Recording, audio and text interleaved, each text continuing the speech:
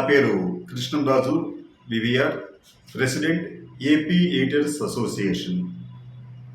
ఈరోజు అంటే మే 25వ తేదీ శనివారం 2024 సంవత్సరం రాష్ట్రంలోని ఒక దినపత్రిక యథావిధిగానే ఆంధ్రప్రదేశ్ ఇమేజ్ను దెబ్బతీసే విధంగా ఒక పతాక శీర్షికను ప్రచురించింది. ఆంధ్రప్రదేశ్లో నిరుద్యోగం బాగా పెరిగిపోయింది, యువకుల్లో నిరుద్యోగం 20% పైగా ఉందంటూ ఆ వార్తా కథనం సారాంశం. నిజానికి ఆ పత్రిక ఇటువంటి కథనాలను అంటే ఎగ్జాగరేషన్ చేయడం, అభూత కల్పనలు, చిలవలు పలవలుగా చెప్పి ఒక కథనాన్ని వండి వార్చడం, ఇటువంటి కథనాలు అనేక నెలలుగా చేస్తూనే ఆంధ్ర ఇమేజ్కు భంగం కలిగించే విధంగా వ్యవహరిస్తోంది. నిజానికి ఆ పత్రికా యజమానికి ఈ రాష్ట్ర ప్రభుత్వ హెడ్ అయిన జగన్మోహన్ రెడ్డికి మధ్యన కొంత విభేదాలు ఉంటే ఉండవచ్చు. కానీ ఆ విభేదాలను సాగ్గా తీసుకొని ఆంధ్రప్రదేశ్ ఇమేజ్ని దెబ్బతీయటం అనేది ఎంతవరకు భావ్యం? ఆ పత్రిక లేకపోతే ఆ పార్టీ ఆ పత్రికకు మద్దతు ఇస్తున్న పార్టీ వారి అభిప్రాయం ఏంటంటే ఆంధ్రప్రదేశ్ అధోగతి పాలైపోయింది జగన్మోహన్ రెడ్డి పాలనలో అని పదే పదే పదే పదే ప్రచారం చేయటం, దానిని ప్రజల్లో కొంతమంది నమ్మటం కూడా జరిగింది. అంటే ఇటువంటి ప్రచారం అనేది ఒక రకంగా చెప్పాలంటే జగన్మోహన్ రెడ్డి ప్రభుత్వానికి ఇబ్బందికరంగానే మారింది. కానీ ఆంధ్రప్రదేశ్ అభివృద్ధికి సంబంధించి, సంక్షేమానికి సంబంధించి ఎక్కడైనా ఏమైనా లోపాలు ఉన్నాయా, నిజంగా అభివృద్ధి లేదా అంటే ఖచ్చితంగా ఈ రోజున ఆంధ్రప్రదేశ్ అభివృద్ధి విషయంలో భారతదేశానికి ఒక దిక్సూచిగా ఉంది. ఇది అతిశయోక్తి కాదు. ఎందుకు ఈ మాట అనవలసి వస్తుందంటే మన భారతదేశ స్థూల జాతీయోత్పత్తి వృద్ధి రేటు సుమారుగా 8% ఉంటే Andhra Pradesh GSDP gross state domestic production GSDP అది 23-24 సంవత్సరంలో 17% నమోదయ్యింది. అనేక ఇతర రాష్ట్రాలతో పోలిస్తే ఆంధ్రప్రదేశ్ వృద్ధి అనేది చాలా ఎక్కువగా ఉంది. ఇది ఎంత పెరిగింది ఈ వృద్ధి రేట్ అంటే నిజానికి ఈ జగన్మోహన్ రెడ్డి పాలనలో ఆంధ్ర అనేది ఒక చెప్పాలంటే అనేక రంగాల్లో అత్యున్నత స్థానాలకు చేరుకుంది. అత్యున్నత స్థానాలకు చేరుకుంది. చంద్రబాబు నాయుడు గారి 5 ఏళ్ల పాలన అంటే 2014 నుంచి 19 వరకు ఆయన పాలన చేసినప్పటికీ కూడా అనుత్పాదక వ్యయాలు, దుబారా వ్యయాలు, అమరావతి కథనాలతో ఆయన కాలక్షేపం చేశారు. పోలవరం ప్రాజెక్టు కేంద్రానికి అయితే దాన్ని రాష్ట్ర ప్రభుత్వం చేపట్టి దాన్ని పూర్తి చేయకుండా వదిలేశారు. అలాగే రాజధాని అంటూ తాత్కాలిక భవనాలతో కాలక్షేపం చేశారు. కానీ అప్పట్లో ఆయన వైఫల్యాలను ఈ పత్రికలు ఏమాత్రం ఎండకట్టలేకపోగా ఆ వైఫల్యాలను కూడా గొప్ప విజయాలుగా చిత్రీకరిస్తూ కథనాలు ప్రచురించాయి. ఆ చాప్టర్ అయిపోయిన తర్వాత జగన్మోహన్ రెడ్డి గారు అధికారంలోకి వచ్చిన తర్వాత వెంటనే ఈ రాష్ట్ర ప్రభుత్వం దొంగల పాలైపోయింది, అభివృద్ధి నిరోధకులు ఈ రాష్ట్రంలో తిష్ట వేశారు, రాష్ట్రం అధోగతి పాలైపోతుందంటూ ప్రచారం చేస్తూ వస్తూనే ఉన్నారు. అయితే చిన్న కంపారిజన్ చేద్దాం.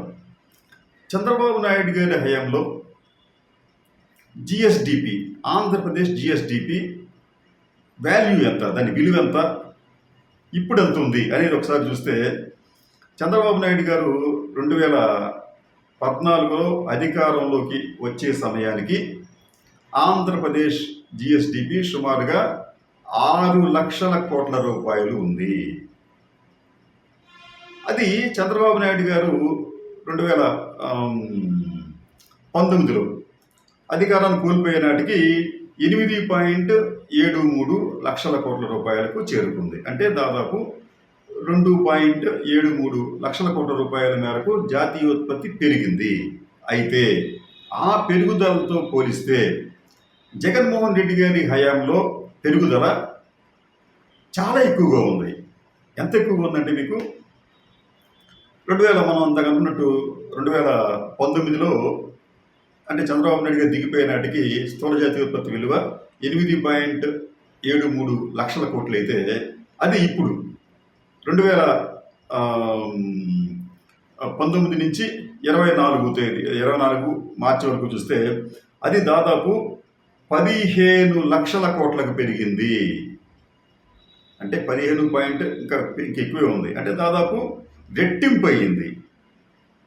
అంటే చంద్రబాబు నాయుడు గారి హయాంలో కేవలం 2 లక్షల కోట్ల రూపాయలు జిఎస్డిపి పెరిగితే అదే జగన్మోహన్ రెడ్డి గారి హయాంలో దాదాపు రెట్టింపు అయ్యింది. ఇది మరి అచీవ్మెంటే. కంపారిజన్ ఇతర రాష్ట్రాలతో మనం కంపేర్ చేసుకోవాలి. ఇతర రాష్ట్రాలతో పోలిస్తే ఆంధ్రప్రదేశ్లో ఈ వృద్ధి రేటు చాలా ఎక్కువగా ఉంది. అయితే మీకు ఆంధ్రప్రదేశ్ మనం అనుకున్నట్టు 15 లక్షల కోట్ల రూపాయల జిఎస్డిపి ఉంటే తెలంగాణకు వచ్చేటప్పటికి తెలంగాణలో ఇప్పటికీ కూడా చాలా అభివృద్ధి చెందిన రాష్ట్రంగా వాళ్ళు భావిస్తూ ఉంటారు. అక్కడ జిఎస్డిపి ఉన్నది కేవలం 14 లక్షల కోట్ల రూపాయలు. దాంతో పోలిస్తే ఆంధ్రప్రదేశ్లో ఇంకొక 1 లక్ష కోట్ల రూపాయలు ఎక్కువగానే జిఎస్డిపి ఉంది. ఇది గ్రోతే కదా.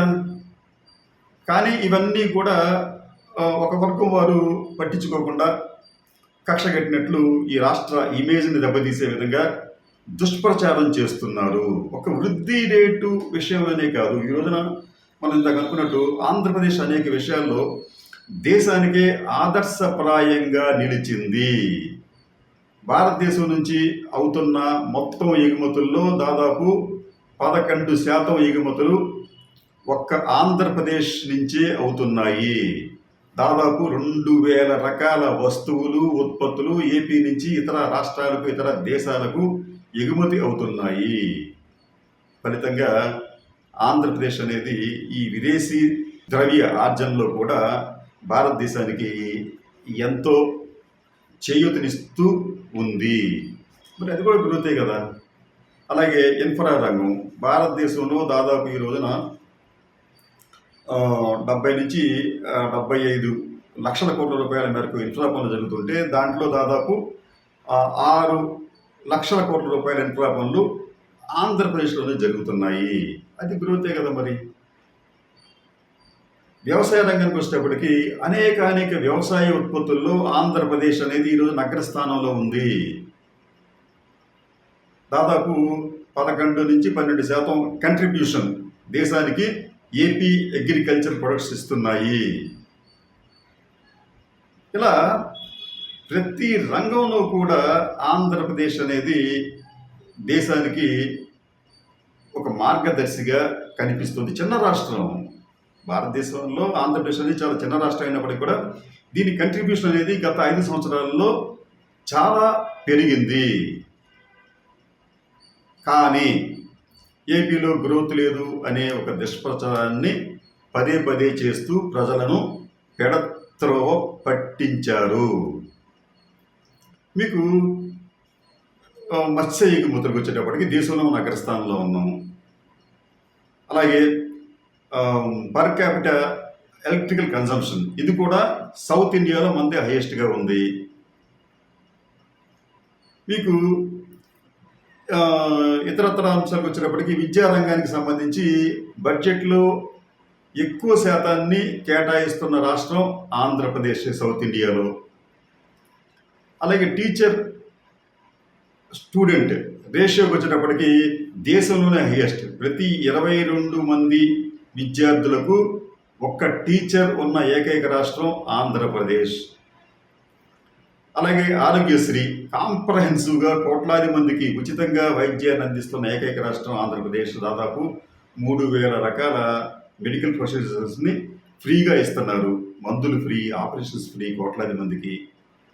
అది అచీవ్మెంటే కదా, గొప్ప సంక్షేమ పథకమే కదా అది. ఇది కాకుండా వారు ఈ ప్రభుత్వం ఈ 5 ఏళ్లలో సాధించిన ఘనత ఏమిటంటే పేదవారి అభ్యున్నతికి కృషి చేయటం. దాదాపు 2.25 లక్ష